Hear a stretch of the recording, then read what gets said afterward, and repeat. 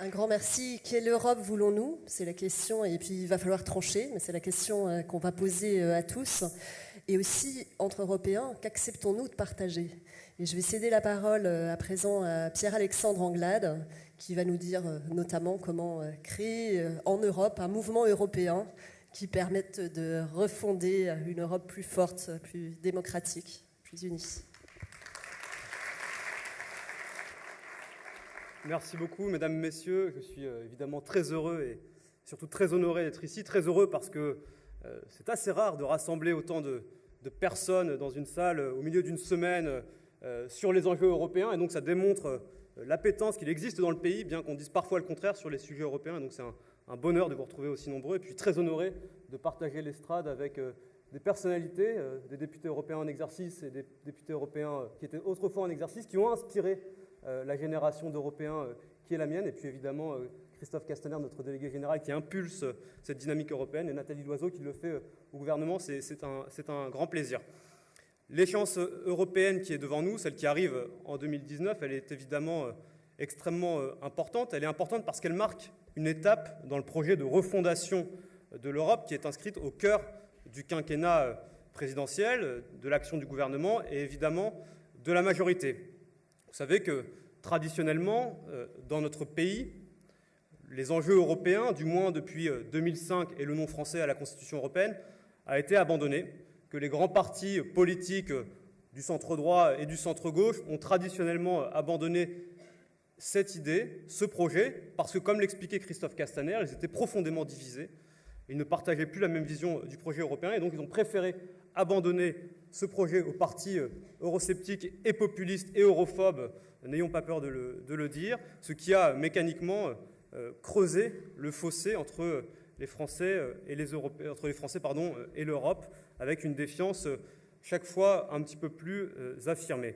Et donc l'échéance qui est devant nous est extrêmement importante et c'est la raison pour laquelle nous avons fait le choix, sous l'impulsion du gouvernement, de changer en France, en 2019, vous le savez, le mode de scrutin pour revenir à une liste nationale, pour faire en sorte que nous puissions avoir un véritable débat dans le pays, projet contre projet, parce que ce débat, on nous l'a quelque part volé depuis 2005. Et donc, vous saviez que jusqu'à présent, depuis 2003 en tout cas, le pays était divisé en circonscriptions régionales. Ça avait pour ambition initiale de rapprocher les Français des députés européens. C'était une ambition qui a été louable, mais qui dans les faits ne s'est pas réalisée. Et ça a été utilisé par les partis politiques d'autrefois pour noyer, diluer les divergences qui pouvaient être les leurs sur l'Europe. Et donc nous avons fait le choix assumé de revenir à cette liste nationale pour être projet contre projet, idée contre idée, parce que la ligne qui est la nôtre sur l'Europe, elle est extrêmement claire.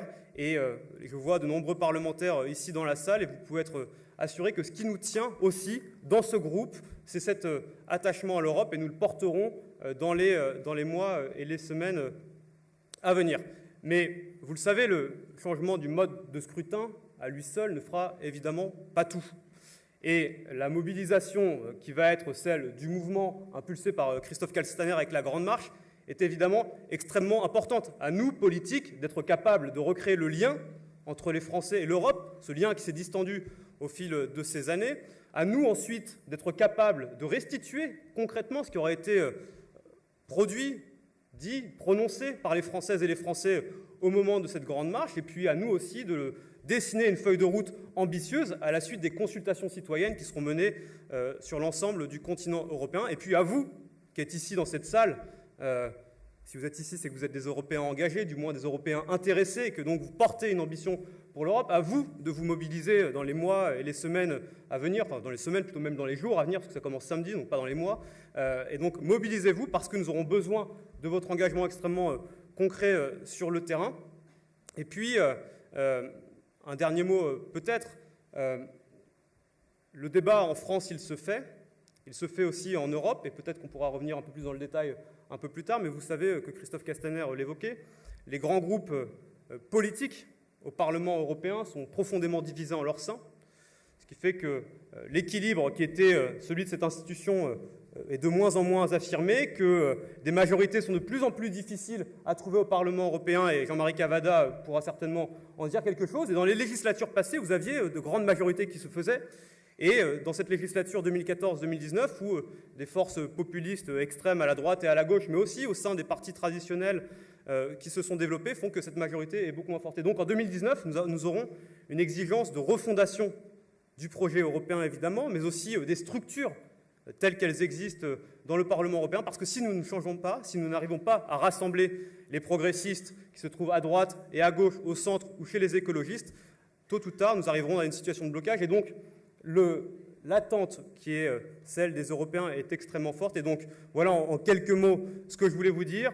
Engagez-vous ce week-end parce que nous avons besoin de vous sur le terrain. Frappez aux portes, allez demander aux uns et aux autres ce qu'ils pensent de l'Europe. Et puis engagez-vous dans l'année qui s'ouvre, qui est un moment de débat européen extrêmement important que nous n'avons pas eu en France depuis 2005. Et cette opportunité-là, le mouvement qui est le nôtre et le gouvernement permettent qu'il se produise. Saisissez-le, c'est extrêmement important. C'est le projet que nous portons, que nous avons porté pendant la campagne présidentielle. Et moi, je souhaite qu'on puisse continuer à le porter tous ensemble jusqu'en 2019. Merci beaucoup.